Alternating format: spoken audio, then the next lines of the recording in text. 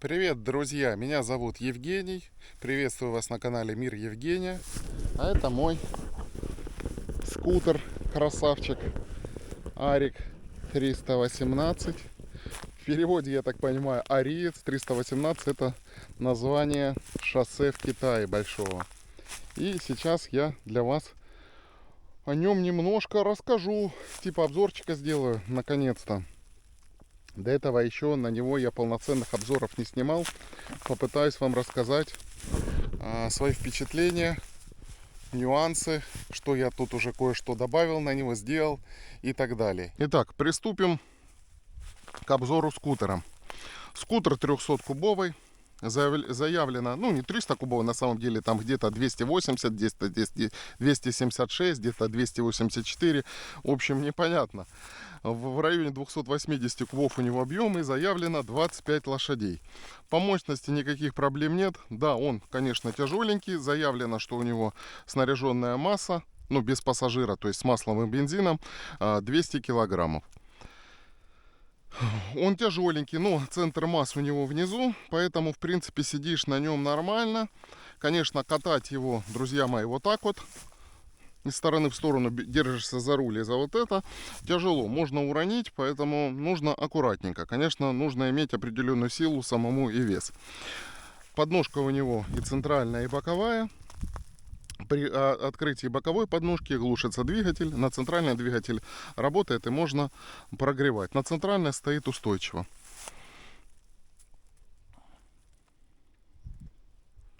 Максимальная скорость у него мы с вами чуть позже проедем. Ну, я уже разгонялся, где-то 120 км в час, но это уже самая максималка. Крейсерская у него в районе 90-100 км в час. Он идет спокойно, без каких-либо проблем. То есть по мощности у него проблем никаких нету. Ну, максималка, наверное, этот двигатель может и развивать больше. Это такие же поддонные двигатели стоят, я так понял, и на Regal Moto, и на Вогах, RS3 и так далее. Только, ну, там кубатура цилиндров немножко разная. Но, видимо, зависит от редуктора, который установлен сзади. Но перекатывать его или катать лучше, конечно, садиться, друзья мои, на него вот так вот и ножками. Ну, конечно, если это у вас прямой какой-то участок, то есть на горке, конечно, тяжелее. Ну, есть тормоза, нужно притормаживать. Итак, зеркала большие, удобные, складываются вот так вот. Ну, об обзорах во многих это уже есть, ничего нового не расскажу. Тормоза передние двойные, офигенные, тормозит он классно, вообще никаких проблем. Если резко тормозить, тебя прямо вжимает в пол. Задний тормоз одинарный, ну, в принципе, нормальный. Комби-брейка нету, нужно жать два тормоза одинаково. Так, что тут у нас на панели? Ближний, дальний свет, переключатели, левый, правый, сброс по центру, гудок очень громкий. Здесь у нас вот габаритные огни, но это я вам вечером сниму, как он светится, покажу. Это вот блокировка. Engine Stop бывало нажимал, забывал ее потом включить и не понимал, почему он не заводится. Ну и вот, собственно, кнопка, чтобы его заводить. Ага, центральную подножку поставил, а боковую не убрал. Вот так вот он без проблем заводится. Вот так вот гудит, дырчит. Оп, боковую и глохнет. Глушится только боковой, получается, подножкой, либо килл-свитчем, больше никак. Ручки регулируются. Вот так вот отводим и крутим. Ну, я на единичку поставил, мне нравится. Вот такая вот приборная панель. Скорость врет на 10%. То есть 40 километров 4 километра, 60 километров 6, 100, соответственно, 10, 120, 12. Ну, вот приблизительно с GPS такое выяснил. То есть где-то в районе 10%. Максимум 9000 оборотов разгоняется. Но ездишь ты в основном, наверное, от 4 до 7000 в среднем. 8000 он уже, конечно, гудит, дрочит и все такое. Так, давайте расскажу о плюсах и минусах, ну, частично минусах, которых я решил. Значит, первый минус — это стекло. Стекло низкое. но у меня рост 192. Поставил я вот такой вот с Алиэкспресса увеличитель. Но у него очень слабенькая конструкция. Вот это крепление верхнее пришлось заклеить, а нижнее вытащить и стянуть на хомуты, потому что он складывался. Не знаю, насколько его хватит, посмотрим. Но все равно, друзья мои, этого хватило для того, чтобы ездить на нем на скорости где-то 70 км в час комфортно. Выше не хватало. Итак, что я сделал? Нашел вот такие резиновые втулочки. Потом здесь внутри еще вот такие стальные втулочки идут тоже. То есть я еще вот здесь вот, видите, и приподнял, и чуть-чуть угол стекла изменил. То есть стекло вот так вот у нас поднялось. Это уже дало лучше. Сейчас уже на 90 км в час мне в шлем не задувает. Мне это нравится. Дальше. Здесь полностью зашитый руль. Здесь, кстати, вот спрашивали насчет защиты от ветра и, так сказать, от камней сюда поставить. Ну, не знаю, где вы с камнями собираетесь ездить, блин. Но тут ставить некуда, потому что все зашито. Пока у меня особо соображений нету. Насчет подогрева ручек не тестировал, потому что у нас жарище. То же самое насчет подогрева ножек не тестировал, потому что жара стоит у нас такая очень сильная, что ну, не протестируешь ты. Может, действительно нужен фартук, может нет, не знаю. Потом, из-за того, что руль зашитый, нет укрепления для телефона. Ну, я как вышел из строя, так как я видео снимаю, я вот покупал для шлема крепления для GoPro, которые клеятся. Ну, для экшн камер. Вот, и они сюда нормально клеятся. А потом у меня были крепления вот эти вот для телефона и так далее. Ну, сейчас покажу.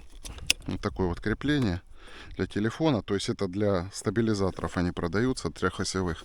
То есть крепление для телефона взял для видеосъемки. Также вот сюда еще поставил одно крепление, чтобы можно было или камеру, или что-то за стеклом ставить. Вот, в одном из видео вы видели, как я это делал. Ходовые огни. Вот такие вот прикольные. Но это все ночью я вам покажу, как оно светится, как у него свет работает и так далее. Сразу скажу, регулировку фар не знаю, как делать, но в принципе, так как они светят, меня устраивает. Регистратор. Вот здесь вот находится камера, но ее с завода не запустили. Поеду на ТО в Ростов. Они должны быть ее настроить, включить, пока ничего это не занимался. А вот самое низкое, собственно, место, видите, вот это, которое цепляется, там уже есть царапинки. Но это пластик. Это пластик, металл там находится где-то на миллиметров 20-30 выше вот этого пластика. Поэтому цепляетесь вы пластиком. А не это. Здесь вот видите воздухозаборник. И здесь идет охлаждение. Вот такая вот вилочка. Не знаю, надеюсь, что-то видно. Ну ничего, пока особо не лазил, не делал. Единственное, на 300 километров поменял масло. Сейчас вам покажу. Вот тут вот сзади в редукторе. Масло 85В90 GL4. Есть оно либо ликвимоль, либо для хуиндаев. Вот. И здесь вот у нас находится масло в двигателе. Вот здесь вот фильтр у нас откручивается. Достается такой бочонок. Уже, кстати, есть на Алиэкспрессе. И снизу есть такая вот гаечка. Надеюсь, видно. Ее выкручиваешь, и масло выливается. То есть никаких проблем нету. Здесь масло 10В40 API SL. Но SL масло в основном синтетическое. Кто-то говорит, надо синтетическое. Пока залил я SL. Рольфовское масло, соответствующее и характеристикам этим. Вот, специально мотоциклетное не покупал, много изучал. Короче, пока решил такое попробовать, а там посмотрим. Итак, потом дальше, что я добавил? Добавил я подушечку. Потому что сиденье хоть большое, широкое, но у меня вес 115 килограммов, и у меня задница провалится слишком глубоко. Эта подушка чуть-чуть подняла, плюс я ее, видите, еще выпросил с отходов на работе кусочек полиуретана, можно или кусочек резины, что-нибудь такой плотный гибкий материал. Вырезал по форме, на двухсторонний скотч к этому приклеил, чтобы еще немножко нагрузку распределить. И сейчас я стал сидеть выше, соответственно, у меня ноги лучше себя чувствуют. Ну и, в принципе, как-то, ну, не знаю, мне приятнее стало. И плюс даже, кажется, мне амортизация немножко улучшилась, то есть пятой точки, потому что, ну, слишком мягко я проваливался, во что-то упирался. Вот этот вот упор, от которого я вам говорю, когда по трассе, конечно, едешь, в него удобно упираться, все. Но когда кочки, от него надо отодвигаться. Так, дальше. Тут еще проблемка, это то, что нету крепления для кофра или вообще никакого багажника. Сейчас я сниму кофр и покажу, что я сделал. Да, еще вам забыл рассказать перед багажником. Сначала не знал, куда закрепить телефон, купил вот такую сумочку под телефон, но оказалось, что телефон еще больше сюда нормально не влазит. Но все равно ее оставил как бардачок. Здесь вот видите, очки такое, ключи можно положить. Ну и здесь вот права такое. Что-то можно положить. Ну, пришлось, конечно, поколхозить, ее тут закрепить. Ну, не знаю, уберу или оставлю, пока пусть висит. Но единственное, что она вот так вот открывается на скорости, поэтому пришлось туда металлическую пластинку положить, чтобы поднять грузоподъемность. Так, багажник, смотрите. Ну, посмотрел на Алиэкспрессе, какие там у них багажники, и, в принципе, содрал конструкцию, обмерил. То есть здесь вот ставятся такие высокие втулочки. Нужно винты длинные на 8 на 140. Ну, кому интересно будет, если что, могу чертежи там и так далее предоставить. Площадку надо. Ну, площадку надо вырезать либо на лазере. Это вот сверху уже площадка кофра, а снизу идет площадка, то есть основная багажника, так сказать. Ее надо вырезать или гидроабразив, лазер, или что-нибудь такое, или плазма. Вот. Потом идет здесь вот такой вот уголочек. Здесь есть вот у них штатное крепление. И уголочек вот этот прикручивается. И здесь вот эти стоечки. И здесь вот получается идет винт и тоже соединяет вот эту вот площадку вместе. Ну, в общем, кому интересно будет, пишите в Telegram. Кстати, создал группу Telegram, посвященную этому скутеру. Так что подписывайтесь, у кого уже есть эти скутеры. Будем общаться, делиться, советоваться и все такое. Ну а сюда уже крепится площадка для кофра. Есть вот амортизаторы такие и так далее. Про кофр этот сниму отдельное видео. Посмотрите отдельно на канале. Так, давайте теперь еще вот к этой центральной ручке вернемся. Управление. Тут сумочка, правда, висит, но я думаю, что видно будет. Сейчас вот это он включен, это выключен. Вот так вот блокируется руль. Чтобы разблокировать, нужно руль максимально левое положение и назад крутить. Блокируется очень быстро. Вот сейчас буквально там несколько секунд и все, и он заблокировался. Чтобы разблокировать, нажимаем кнопку на пульте, разблокировать, и надо, если собираетесь дальше ехать, сразу переключить в положение, когда вот, ну, все светится, горит, потому что он сейчас опять возьмет и заблокируется. Дальше сюда, в эту сторону, и открывается у нас здесь бензобак. Крышка здесь вот так вот в полоборота откручивается, и крышка, видите, на цепочке, нет никаких проблем. По литражу полному, друзья, полностью не сушил до скольки. Ну, заливал максимум 10 литров. Так, вроде 13 заявлено. Но я думаю, что если до горловины доливать, наверное, будет чуть больше. Потому что, когда заливаю до полной горловины, вот эта вот полосочка довольно-таки долго не опускается. Даже первое деление. Так, по расходу топлива 3,5-3,6 литра. На 100 километров где-то у меня получилось. Вот по трассе ездил до Луганска. Ну, скорость, понятно, была переменная. Так, давайте теперь откроем подседельный отсек. Подседельный отсек просто гигантский. Здесь вот видите, идет крепление вот этой сидушечки. Ну, без этого никак. Ну, здесь, видите, влазит много. Здесь у меня там инструмент лежит всякий, там насос там и так далее. Это вот чехол, чтобы его закрывать. Здесь вот лежит плащ у меня. Ну и вот штатив для того, чтобы видео снимать. Я вам сейчас его поставлю, покажу, как я на нем буду сидеть. Так, здесь еще один USB разъем. И здесь, кстати, светится, когда ты открываешь. Вот здесь, по-моему, внутри аккумулятор спрятан, но это не точно. Там открываешь, еще потом одна стенка. Вот здесь вот разъем для, видите, для, короче, диагностики. Вот тут спрятанный. Вот. К нему уже можно компьютер подключать, чтобы диагностировать все датчики. Сюда влазит шлем 2XL спокойно вот сюда в этот разъем. И вот сюда это. Туда более маленький. Ну, в принципе, здоровенная. Тут места много. Мне очень нравится. И видите, подпол есть.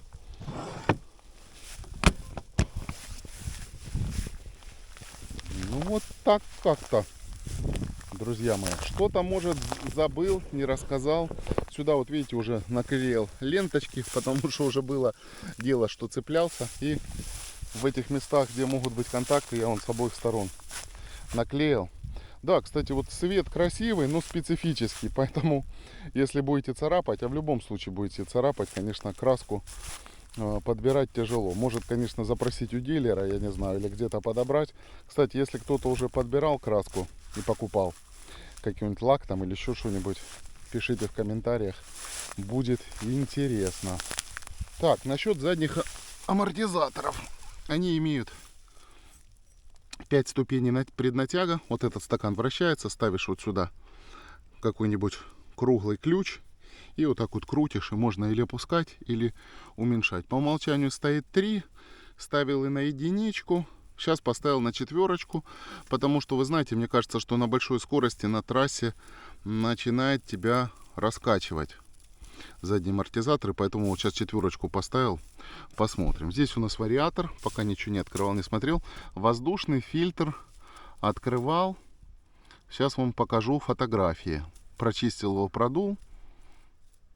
Пока ничего не менял, но еще рано. Написано, что нужно его менять каждые там 4000. Ну, в принципе, нужно каждые 2000 его смотреть, продувать там и так далее. И смотреть, нужно ли его менять или достаточно продуть. Но есть там еще всякие другие решения с полотенцами, с пропитками и так далее. Канал YouTube Кооператив Солнышко. Всем советую, сам смотрю. Так, давайте посмотрим, что у нас тут за протектор. Спереди колеса 120 шириной и 14 и диаметр. Вот такой вот рисунок. В принципе, видите, глубокий, но не такой как бы грубый. Вот. Диски литые, бескамерная резина. Датчиков давления нету здесь, надо самому проверять. Но вы знаете, практически они не спускаются. Практически не спускаются. Так, впереди 14 я сказал. Сзади у нас 13, но шириной уже 150. Ну, такой вот протектор. Итак, дорогие мои, ну сейчас я присяду и покажу, собственно, как я на нем сижу. Вот сейчас он на центральной подножке стоит, видите, вот эту, в принципе, подножку боковую удобно ногой убирать, назад возвращать, то есть проблем никаких нету.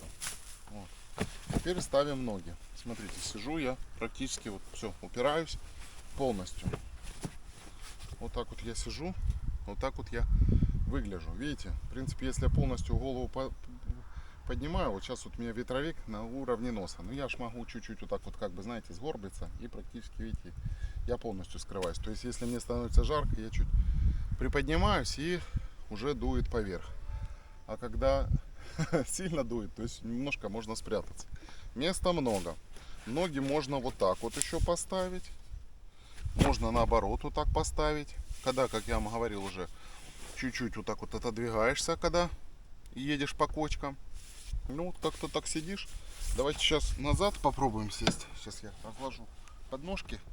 Тут еще, заразы, комары, оводы на пуле летают. Солнце спряталось, поэтому их много. Вот смотрите. Сейчас, правда, я поставил кофр. Видите, я сам большой такой толстенький, поэтому немножко упираюсь.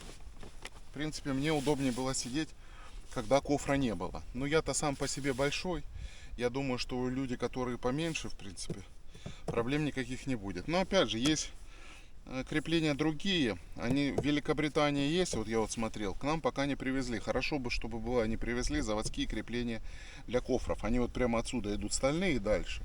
Может, они будут попрочнее. Кофр можно будет, знаете, как чуть дальше сдвинуть. В принципе, и сейчас здесь можно сдвинуть. Но он, друзья, будет висеть, так сказать, на краю. Что не очень хорошо. Поэтому вот пока так. Ну, в принципе, тот, кто небольшой, я думаю, нормально сядет. Вот смотрите. Вот тут вот идет спинка. Если бы кофра не было, я бы еще дальше сдвинулся. Ну, в принципе, если вдвоем ехать недалеко, можно кофр снять. Либо кофр надо сдвигать. Но опять же, это толстый большой. Я думаю, Девчонка небольшая, вполне сзади уместится, вообще без проблем, даже с кофром. Но это уже отдельное как бы решение. А так вот сейчас, вот видите, я сколько сижу, места в принципе много. Я сейчас пока сюда всякие сумки ставлю и так далее, плюс на кофр сверху ставлю. Кофр сверху я еще, вот это вы видели, резиной обшил. Для того, чтобы не скользило сюда, можно было что-то, спиннинги положить такое, чтобы они не укатались. Ну и в принципе сам пластик кофра царапается. Ну а так довольно-таки удобно. Ноги, видите, у меня практически прямые. Да и в принципе, если долго едешь, начинает затекать, можно и вот так вот немножко поехать, понимаете? И вот так вот как-то можно. И на вот эти, видите, можно как-то поставить. Практически как на мотоцикле. То есть тут в этом плане для ног места очень много. Руль тоже удобный. В принципе, все устраивает, друзья мои. Мы в таком вот чудесном месте, подсолнечнике. Солнышко уже садится, не так жарко. Видите, прямая такая более-менее дорога, но идет в горку. И сейчас мы с вами посмотрим, в принципе, насколько мы сможем разогнаться в горку максимум и сколько вниз. У меня спидометр, да, обороты, и по GPS будем смотреть на реальную скорость с вами. И потом также спустимся с горки, посмотрим, сколько сможем разогнаться. Ветра сегодня практически нет. Ну и, друзья мои, будет сильный ветер, шум. Поэтому, в принципе, буду молчать. Может, потом что-нибудь поверх озвучу, потому что, в принципе, ничего слышно не будет. Так, ну что, поехали. Закрываю шлем.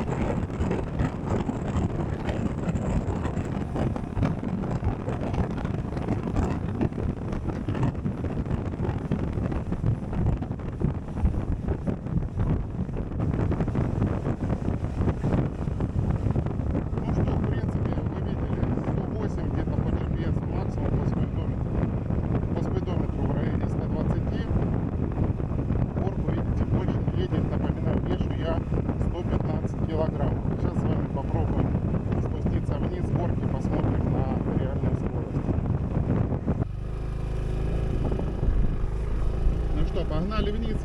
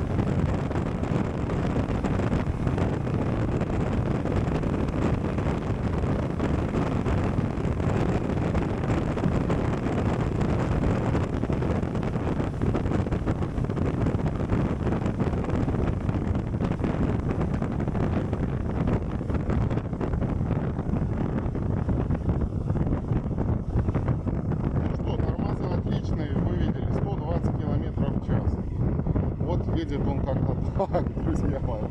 Ну, вообще комфортная скорость, наверное, от 70 до 105-100 км в час. Дальше, конечно, он уже тяжелее идет, но он большой и грузный, но зато мощный. Вот, видимо, тут сказывается передаточное число, которое именно в самом редукторе стоит. В принципе, наверное, можно шестеренки какие-то другие подобрать, чтобы он разгонялся быстрее, потому что двигатель, в принципе, мощный. Ну, вот так они конструктивно ограничили. Ну, не знаю, мне, в принципе, хватает этой скорости. Ну, конечно, кому на дальняк ездить, тем надо 130. Но это вам, ребята, уже нужен Zondas. Сейчас мы с вами попробуем проехать по грунтовке. В принципе, я уже свое впечатление об этом, так сказать, сложилось, уже покатался. В принципе, ну что, резина у него, протектор гладкий, поэтому, конечно, по песку надо ездить аккуратно.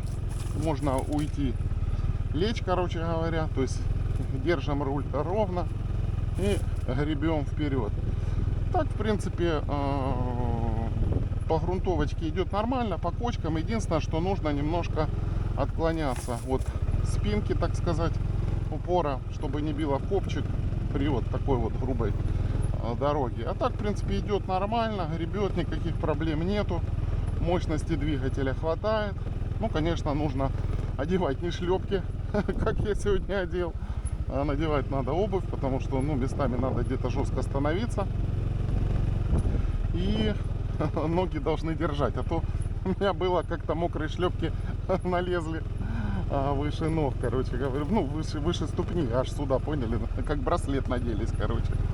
Вот, единственное, что вы должны учитывать, что у него, конечно, сразу за колесом низкий клиренс и, возможно, цепляние, ну, и стараться на кочках даже может привставать больших там, да, даже вот есть, которые не по ГОСТу сделаны, лежачие полицейские, они уже цепляются. Поэтому в этом плане за этим надо следить. А так, в принципе, нормально он себя ведет. Можно ездить и на рыбалку и так далее. Но главное, чтобы не было сильных высоких вот этих кочек, перепадов. Ну и, конечно, колея. Для нас это проблема. Ну вот по такой, видите, грунтовке, в принципе, ну она нормальная, понятно. Нету никаких проблем. Едет отлично. Ну, конечно, как на эндуро, наверное, гонять 90 км в час там, или 60-70 по такой дороге нет. Ваша скорость нормальная, это где-то там 20-30 км в час. А вокруг у нас бескрайние, гляньте, какие поля, красота. Эти. И небо голубое, солнышко. Сегодня облачно, поэтому не так жарко. Самое главное, забыл сказать, скутер этот инжекторный, с АБСом и с водяным охлаждением. Поэтому и ценник у него за 400 тысяч, как у всей инжекторной техники. Кстати, сейчас идет акция. И такой же скутер, только с TFT-экраном, даже стоит дешевле. Он стоил в районе 500 тысяч, а сейчас он стоит 14-15 тысяч у официального дилера. Так что, кому интересно, советую зайти. Оставлю ссылку в описании. Так, что еще я не сказал.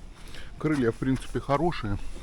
По дождю пока не ездил, но грязь особо не забрасывает. Резина, говорят, что нужно аккуратнее ездить по дождю. Ну, как и на всем. Так, еще забыл сказать. Про бардачки спрашивали. Друзья мои, ну, бардачки небольшие, но, в принципе, вот здесь у меня, видите, и цепочка лежит замыкающая, и замок на диске. В принципе, сюда можно что-то положить, но не очень большое. Очки, перчатки и так далее. Так, с другой стороны сейчас бардачок покажу. Нажимается он так, открывается нажатием. Здесь USB, не очень удобный, он сбоку, видите, провод перекрывает доступ, поэтому, чтобы полноценно что-то доставать, его надо вытаскивать. Ну, у меня здесь обычно очки, перчатки тоже такое лежит. Ну, можно права, телефон положить. Но, опять же, нужно доставать отсюда, потому что он не закрывается полноценно. Ну, только вот так, на защелку. Не более. Друзья мои, продолжаем наше тестирование. Наступил вечер. Мы на микрорайоне Заводском уже. И сейчас с вами поснимаем. Сейчас выйдем в темное место. Здесь улица более-менее освещенная. Снимаю я уже на DJI Pocket. Закрепил ее на шлеме первый раз. Еще ни разу так не снимал. Пробовал ее крепить на скутер, но ей не хватает электронной стабилизации. А механическая, не справляется, получается.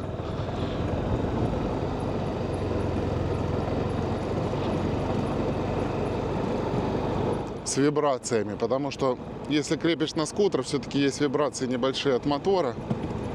И не хватает ей. А вот DJI Action, та справляется, у нее все нормально. Так, ну что, сворачиваем мы в темное место. Голова у нас не поворачивает, как у всех вот этих скутеров. Ну вот, смотрите, собственно, вот так вот светится приборная панель. Мы сейчас остановимся, отдельно посмотрим. А вот так вот работает ближний свет. Сейчас, смотрите, дальний включу. А вот так вот работает дальний. Ну, в принципе, неплохо. Причем дальний работает так, что ближний не выключается. Поэтому, то есть, даль освещается, а близь при этом вообще не теряет никаких. Потому что бывает, что, знаете, работает только ближний или дальний. Здесь вот оно одновременно работает. Сейчас опять ближний. Вот так вот видно. Сейчас вот я выше чуть-чуть стал, чтобы не через стекло. А вот так вот дальний. Ну, в принципе, то есть света хватает. Регулировки фар, я не знаю, друзья мои, ничего не делал. Вот родное как есть, меня вполне устраивает.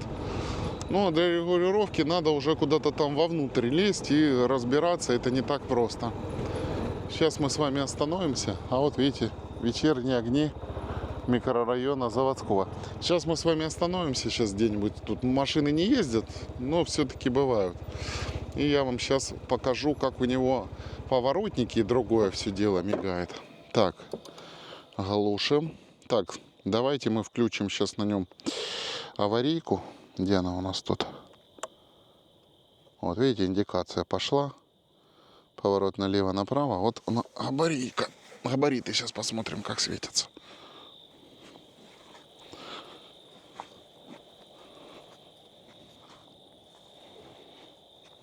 Ну, довольно-таки яркие, большие. В принципе, хорошо видно. А сейчас, видите, вот ходовые огни светятся. Ближний свет загорается только когда включаешь двигатель. И он по умолчанию включается, то есть его выключить нельзя. Независимо. Ходовые огни тоже выключить нельзя. Поэтому надо его оглушить или посадить аккумулятор. Вот так вот подсветка номера работает. И вот так вот светятся и габариты, и поворотники. Так, выключаем. Так, ну а теперь давайте посмотрим на приборную панель. Ну, в принципе, спидометр, видите, все хорошо видно. Кто-то мне говорит, немножко ярко. Ну, меня вполне устраивает.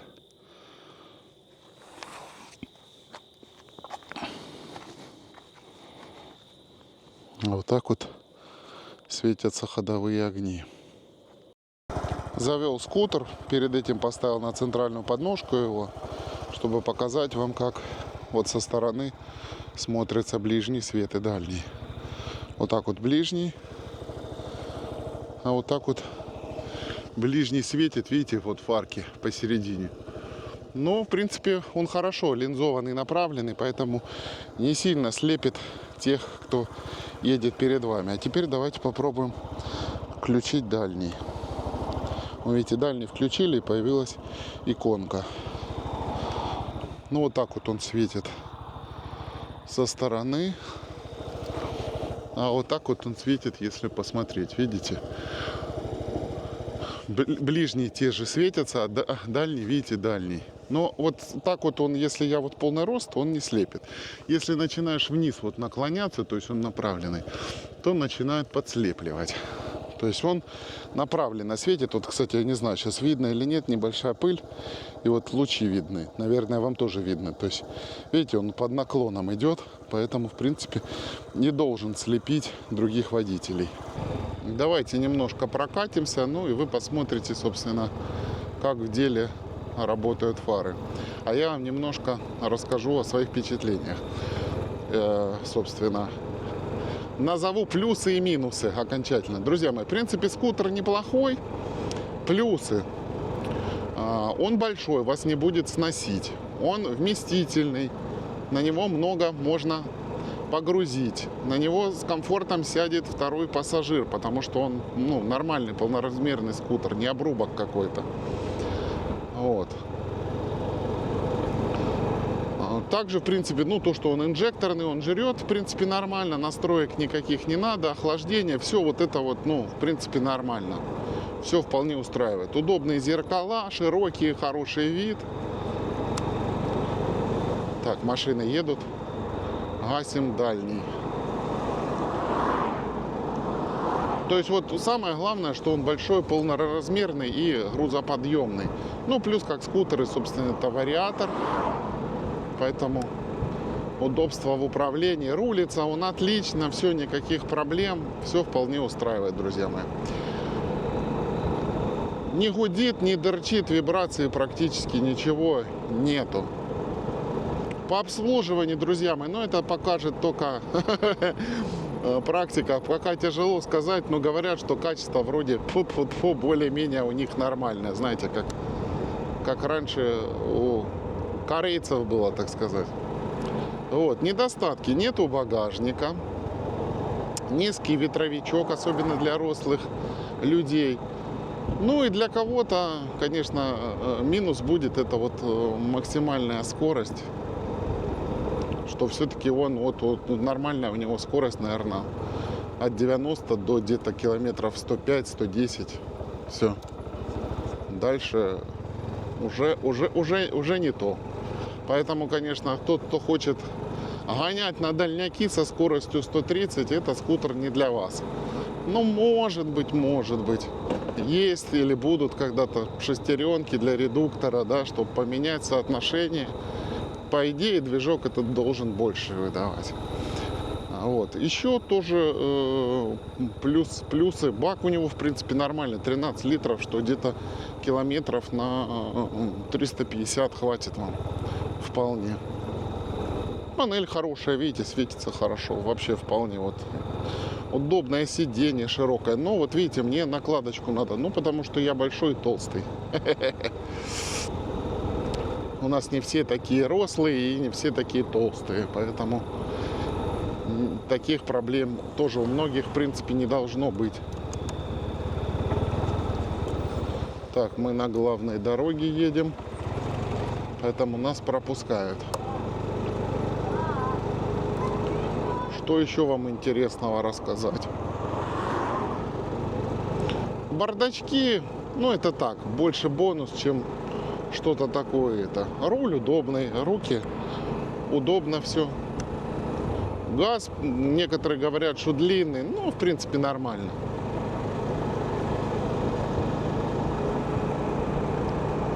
Шума большого не издает. Едет мягенько. Подвеска, прям сказать, что супер мягкая, нет. На трассе нормально. Небольшие кочки нормально. Большие, конечно, надо притормаживать. Это все-таки дорожный скутер. Просвет тоже, небольшой. Вот тоже такой нюанс, конечно. По бездорожью вы сильно на нем, если дорога прямо пипец и грязь и все, конечно, не пролезете. Тяжеленький, да, его кантовать, конечно, если еще не сидя на нем, а, так сказать, катать рядом с ним, толкать куда-то тяжеловато, потому что он широкий, неудобно его толкать, он, в принципе, для этого и не предназначен. А когда сверху садишься, центр тяжести у него низко, поэтому катается он очень легко. Вот сейчас одной рукой рулю вообще без каких-либо проблем. То есть устойчивость у него хорошая. Бескамерная резина, с одной стороны плюс, хотя с другой стороны Если бы камерная была, вы хрен ее разберете. Не так там все просто. Особенно заднее колесо. Там выхлопная труба, вариатор, все это дело. Поэтому там его надо на СТО только делать. А так надо возить с собой типа гели вот этих, знаете, или вот эти вот косички, которые заправляются с клеем. Больше ничего не сделаете. Ну и насос, конечно, за собой. Так что, друзья мои, вот такой вот аппарат. Не сильно быстрый. Но большой и комфортный. И грузоподъемный. Поэтому, в принципе, друзья мои, могу вам его посоветовать. Ну а качество будем с вами смотреть по ходу дела. Вот поеду на ТО. После первого ТО что-нибудь вам расскажу. Тут осталась буквально неделька. В принципе, уже видите, 1600 пробег. Вот как раз в Луганск съезжу и назад. И поеду на обслуживание в начале августа. А там посмотрю, буду я дальше ездить, не буду, сколько по деньгам. Ну, все вам, в общем, расскажу. А так, в принципе, производитель дает на него гарантию 100 тысяч пробега, либо 2 года, что быстрее выйдет, так сказать. И сейчас, вот, кстати, идет акция, повторюсь, что такой модели, как у меня, с аналоговыми дисплеями сейчас нет. Не знаю, в перспективе будет или нет. Но обновленная модель с ТФТ уже экраном идет. И стоит она сейчас всего лишь 415 тысяч. Ну, еще плюс зависит от ваших дилеров, насколько они адекватны и все такое. Потому что вот товарищ с Дальнего Востока мне жаловался и сказал, что у них дилер продает по завышенным ценам. И ничего ты не сделаешь. Ну, видите, Дальний Восток далеко. К Китаю близко, а к остальному далеко. Поэтому вот такие вот дела. Сейчас много конкурентов появилось, поэтому цены снижаются. И VMC, и VOG. Ну, VOG, в принципе, интересный, но у VOG движок работает на максималках, так сказать. Вот. На максимальных оборотах он даже разгоняется чуть побольше. То есть настроен немножко по-другому. Но VOG все-таки чуть поменьше. Но с другой стороны и полегче. А если брать VMC, то VMC все маленькие. То есть для рослых они не подойдут. Потому что пересмотрел я все обзоры на эту технику. Там дорого. Зонтесы тоже, который побольше, подороже, он почти 600 тысяч, по-моему, стоит. А вот те, которые недорогие и маленькие, проезжаем завод, кстати, видите, новую проходную делают. Вот. А те, которые подешевле модели, подоступнее, они маленькие, там и багажники маленькие, и сами они по себе маленькие. Поэтому кому нужен комфортный диван вот такой вот, с умеренной скоростью, соточку, в принципе, идет. Ну, я думаю, что, в принципе, пойдет. По М4, не знаю, друзья мои, по М4 в любом случае, я не знаю, может, конечно, если 130 разогнаться, но мне на М4 ездить некомфортно, потому что там в много рядов едут машины, много завихрений, много ветра, тебя просто болтает из стороны в сторону. Ой, кто это пикнул? Это я. Задел случайно. В общем, мне некомфортно, честно вам скажу. Не нравится мне ездить. А вот так вот до Луганска, как дорога, или вот здесь, как проселочный, где, ну, как трасса, но идет там в одну, в две полосы, там, с одной стороны. На нем, в принципе, нормально. Так что, друзья мои, вот такой вот интересный мопед. Макси-скутер. Меня, кстати, многие спрашивают, особенно местные, а это что, мотоцикл, говорит, или мопед, или что это вообще такое? Вот. Запчасти появляются на него потихоньку, и на Алиэкспрессе, смотрю, появился уже воздушный фильтр на него. Я думаю, все появится, и ремни, и все остальное. Ну, посмотрим, как, что это будет ходить. Буду озвучивать это в процессе. Да, друзья мои, я специально для вас создал телеграм-канал Арик 318. Оставлю в описании. Все, у кого есть Арики и посмотрят это видео, добавляйтесь. Будем там обсуждать там ремонты, поломки, модернизации, тюнинг и все остальное. Вот. Ну и кому просто интересно, тоже подписывайтесь. Буду выкладывать тоже, что я делал, вот эти багажники, все такое. Если что, там чертежики, консультацию, все порассказываю, друг другу будем помогать. Так сказать, канал взаимопомощи. Ладно, друзья мои, будем заканчивать обзор данного агрегата. Надеюсь, он вам понравился. Поэтому подписывайтесь на канал, ставьте лайки, пишите ваши комментарии. Ну и всем нам желаю мирного неба, крепкого здоровья. И, как всегда, до новых встреч, до новых видео. Давайте, дорогие мои, пока-пока.